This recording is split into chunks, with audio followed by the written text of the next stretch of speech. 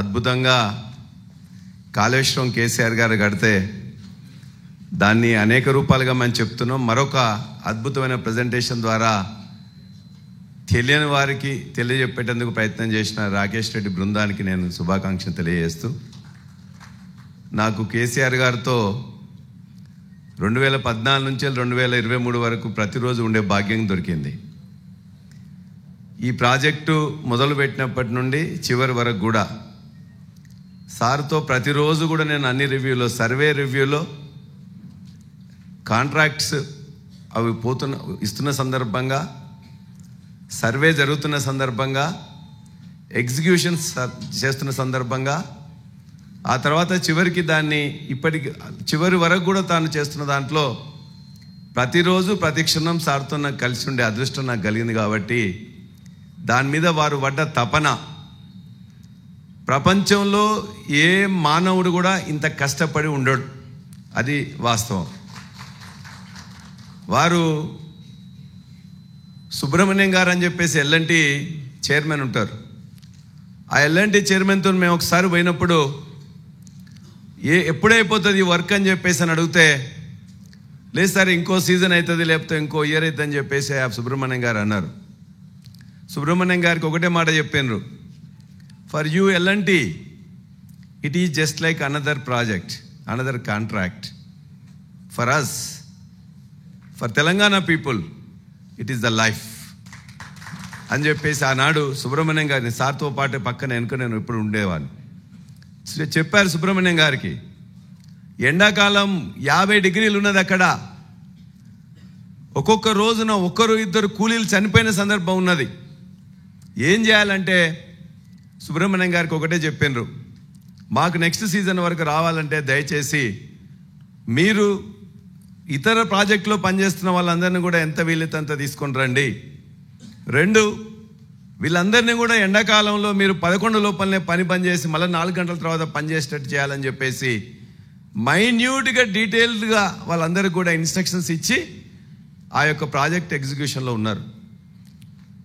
Contractor చాలాసార్లు కూడా మొత్తం మన కోర్టులలో అడ్డుపడుతుంటే తెలంగాణ వ్యతిరేకులు, అదేవిధంగా ఆంధ్ర వాళ్ళు కూడా కోర్టులలో వేస్తుంటే ఆ కోర్టులకి వెళ్ళి ఎట్లా తీసేయాలని చెప్పి అడ్వకేట్లందరినీ పిలిచి ప్రతి ప్రాజెక్టులో కూడా వాటర్ కాంపోనెంట్ పెట్టారు, డ్రింకింగ్ వాటర్ కాంపోనెంట్ పెట్టారు.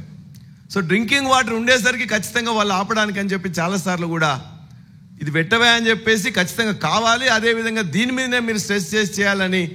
అది చెన్నై అక్కడికి పోయినా కూడా ఎన్విరాన్మెంటల్ లేకపోతే గ్రీన్ ట్రిబ్యునల్ ఎక్కడికి పోయినా కూడా ప్రతి చోట కూడా, ఎందుకంటే ఒక్కోసారి వర్క్ ఆగిపోతే నెల రోజులు ఆగిపోతే వేలాది మంది వర్క్ ఆగిపోయిన తర్వాత కష్టమైద్దన్న ఉద్దేశంతో 11 ఏజెన్సీల నుంచి వెళ్ళి పనులు తీసుకొచ్చే దగ్గర కూడా తనకు తగ్గి, ముఖ్యమంత్రి అని కూడా తగ్గి అక్కడ ఉన్న క్లర్క్తో సహా మిగతా వాళ్ళతో మాట్లాడి పనులు మొత్తం పర్మిషన్లు తెచ్చిన ఘనత కేసీఆర్ గారిది.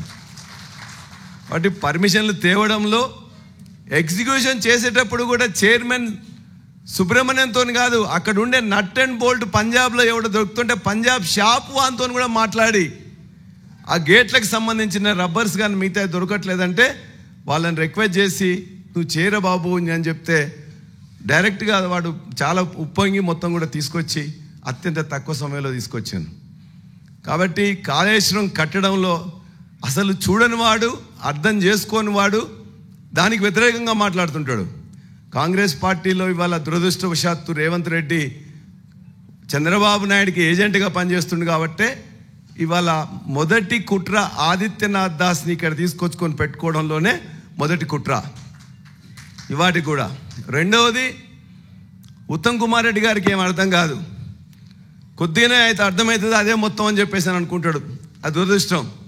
మాకు మిత్రులే కానీ ఆయనకి అర్థం కాదు, ఆయన ఏదో మాట్లాడుతుంటారు, వీళ్ళైతే కోపం వస్తుంటుంది అంతే. కాబట్టి సభలో కానీ బయట కానీ చూసినట్లయితే కొద్దిగానే ఏదో 1% నేర్చుకుంటారు, 100% వచ్చిందని చెప్పేసి తృప్తి పడిపోతుంటారు. తెలంగాణకు అన్యాయం చేస్తున్న కాంగ్రెస్ పార్టీలో ఇవాళ రేవంత్ రెడ్డి మొట్టమొదలైతే మిగతా వాళ్ళందరూ కూడా ఇవాళ కళ్ళున్న కబోదుల్లాగా చేస్తూ ఉన్నారు. ముఖ్యమంత్రిగా కేసీఆర్ గారు ఉన్నప్పుడు ఒక మాట చెప్పిండ్రు. ఆనాడు కిరణ్ కుమార్ రెడ్డి ఒక జీవో ఇస్తే కృష్ణలో మనకు లేదు 299 TMCA ఉన్నదని చెప్పేసి పాలమూరు రంగారెడ్డికి నీళ్ళు ఎక్కడొస్తాయని చెప్తే ఆ జీవోలు వెతికి తీసి ఆ జీవో కిరణ్ కుమార్ రెడ్డిది ఇస్తే ఒకటే మాట అన్నారు, జీవోలో ఏం లేదా, మొత్తం కూడా ఇలా పైసలు కేటాయించలేదు, ఇంకోటి లేదంటే నీళ్ళు కేటాయించినట్లు ఉందా అని చూడమన్నారు. ఉన్నది ఉంటే నువ్వు కట్టవే అని చెప్పేసి దాన్ని బేస్ చేసిలో కట్టినాం.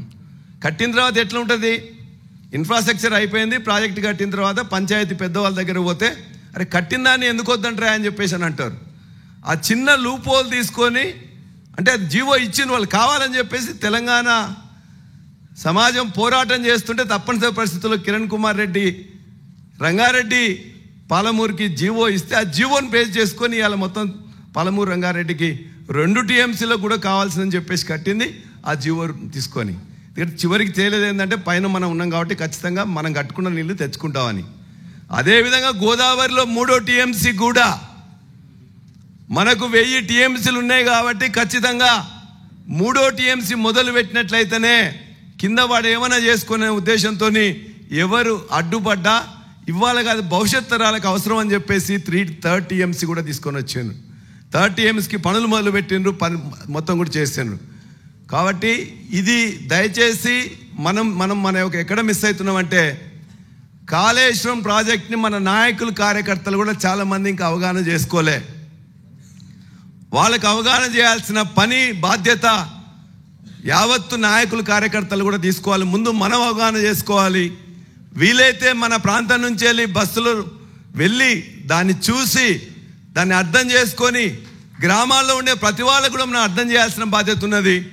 అది కొంత మన 33 జిల్లాలలో ఒక పని రామన్న ఆ రోజు చెప్పి మొత్తం మీద హరీష్ అన్న మొత్తం కూడా మీటింగ్ ద్వారా కొంత అయింది. కానీ అది విరివిగా తప్పనిసరిగా ఖచ్చితంగా మనం చేసినట్లయితే వచ్చే 2-3 నెలల్లో ప్రతి నాయకుడు కార్యకర్త కాళేశ్వరం ప్రాజెక్టు మొత్తం విజిట్ చేసి అర్థం చేసుకొని ఆ కాంగ్రెస్ చేస్తున్న కుట్రలు చంద్రబాబు నాయుడికి ఏ విధంగా బనకచెర్లకు నీళ్ళు ఇవ్వడానికి రేవంత్ రెడ్డి ఇవాళ సహాయపడుతున్నాడు, ఆదిత్యనాథ్ దాస్ రూపంలో మిగతా మంత్రుల రూపంలో అనేది మనం చెప్పగలిగితేనే మనం ఖచ్చితంగా సక్సెస్ అవుతాం. వాడు ఎవడు ఏమి చేసినా మరలా 3 సంవత్సరాల తర్వాత ఇదే కాళేశ్వరము ఈ రాష్ట్రంలో ఉండే ప్రతి ఎకరానికి నీళ్ళు ఇస్తుందని చెప్పేసి చెప్తూ ఒకటే చివరి మాట మా గంగుల కమలాకరన్ అన్నాడు, 2014లో మేము పోయినప్పుడు 20 లక్షల మెట్రిక్ టన్నులు కూడా వాళ్ళు తీసుకునే వాళ్ళు కాదు.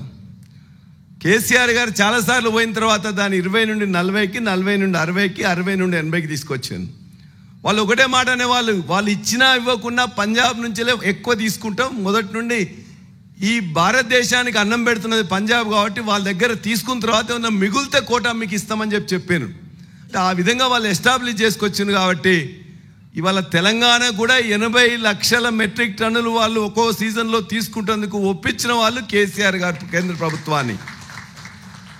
ఆయన ఒకసారి కోపం పడ్డాడు పీయూష్ గోయల్ గారి దగ్గర మాట్లాడుతుంటే, క్యా చమత్కార్ గియా ఇతనా కైసే ఆతా దాన్ అంటే ఒకటే మాట చెప్పిండు, మా దగ్గర నీళ్ళు వచ్చినాయి, కష్టపడే రైతులున్నారు, ఇది ఏదో ఊరికేనే తమాషా కాదు, చమత్కారం కాదు అని చెప్పిన తర్వాత మళ్ళీ ఆయన ఇంకో మాట మాట్లాడుతుంటే కేసీఆర్ గారు కోపగించుకొని ఒకటి అన్నాడు, నేను ముఖ్యమంత్రిని తెలంగాణ రాష్ట్రానికి, ఇతర రాష్ట్రాల నుంచి ఏమైనా తీసుకొచ్చి మీ దగ్గర అమ్ముతున్నాం అనుకుంటున్నావా అని చెప్పేసి కోపం అయ్యాడు.